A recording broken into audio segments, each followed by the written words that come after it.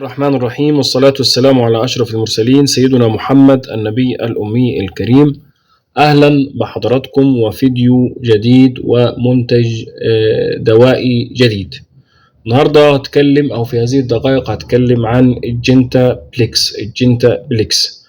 طبعا كثير من الأدوية والمنتجات التي تستخدم في عالم أو في مجال تقوية الصحة الجنسية، ولكن بيكون في صعوبة على اللي بيستخدمها انه يفرق بينهم التفرقة الصحيحة، يعني ده بتاع ايه وده بتاع ايه وده بتاع ايه.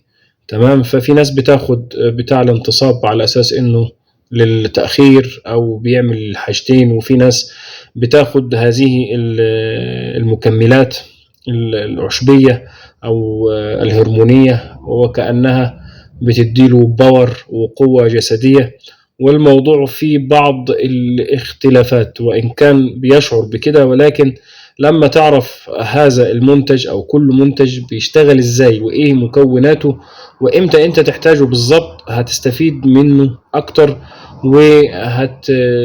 ما تسرفش في استخدامه. تمام.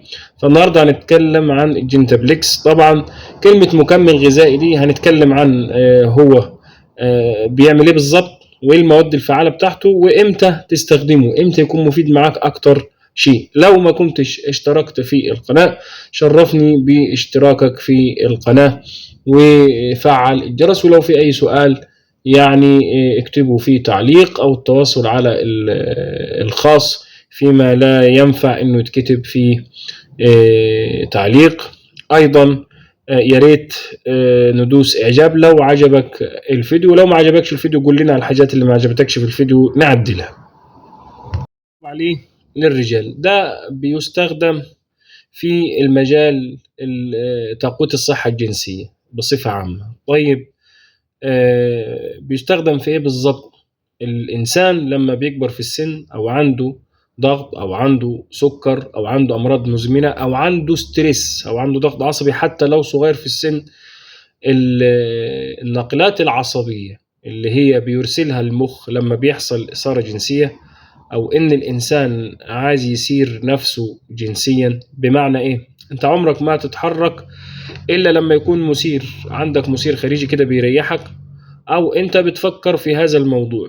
فاللي بيحصل انه المخ بيدي اشارات للاجهزه التناسليه وهرمون الذكوره او هرمون الانوثه، لان انا افجر مفاجاه في فيديو تاني انه هل الجنتابليكس ده ينفع للسيدات ولا ما ينفعش، خليها في فيديو اخر. تمام. الناقلات العصبيه دي مع تقدم السن ومع هذه الامراض ومع الضغط بتقل وبتضعف. تمام. فهو بيحفز عملها وبيحافظ على هذه الوظيفة الخاصة بها. فبالتالي لو انت عندك ضغط، عندك سكر او كبير في السن او عندك ضغط عصبي مخلي انه الناقلات العصبية تتأخر في هذا الموضوع وفي هذا الشأن، وانه ما يحصلش الانتصاب او الإثارة بالشكل الكويس، يبقى تستخدم الجنتا بليكس. تمام. بيعمل ايه تاني؟ تمام. انه هو في مادة الجينكو بايلوبا، يبقى هو اول حاجة بيحفز عمل الناقلات العصبية، فبيحصل هذا الموضوع بشكل كويس. تمام. للناس اللي هي عندها مشكلة فيها. الشيء الثاني انه هو بيحسن الدورة الدموية. بيحسن الدورة الدموية، ده بسبب وجود ايه في تركيبته؟ وجود مادة الجينكا بايلوبا. تمام. طبعا الجينكا بايلوبا بتحسن الدورة الدموية، فبالتالي بتضخ دم للجسم كله، ولكن عكس الفكرة بتاعة السلندافيل اللي هو بيعمل فازو دايليتيشن وبينزل دم اكتر في القضيب اعزكم الله. تمام. فبالتالي لما بينشط البلاد سبلاي للاجهزه او الاعضاء التناسليه بيحصل نوع من الرغبه. يبقى اذا عشان كده بسرعه الجنتابليكس بيزود بقى الرغبه اللي هي ايه؟ ما هو ما فيش حد مثلا متزوج جديد ولا مثلا متزوج ولا عايز يعمل الموضوع ده ما عندوش رغبة. ما بتكلمش، ركزوا يا جماعة، ما بتكلمش عن القرار ان هو موافق انه مثلا يعمل، لا، رغبة، يكون ليه كده ايه، نفس في الموضوع. تمام.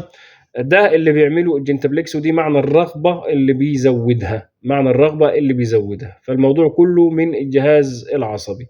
يا رب أكون قدرت أوصل الفكرة مظبوط عن الجنتابليكس أو أي مثيل ليه. طبعا هو بيتكون من بطارخ السمك، هو اللي بيحفز موضوع النهايات العصبية أو الناقلات العصبية والجينكو بايلوب. تمام.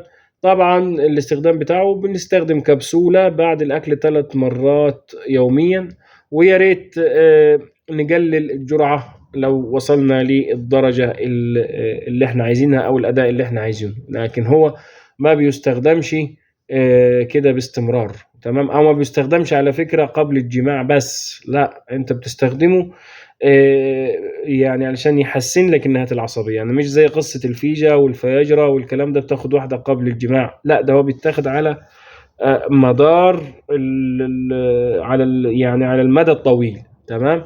بعد كده انت حضرتك لو قبل الجماعة عايز تاخد واحدة مفيش مشكلة، بس قيس عشان ما يخليكش برضو نشاط زايد عندك والنهايات العصبية تبقى مستهلكة على طول، بعدين مش هينفعك لا الجنتابليكس ولا غيره.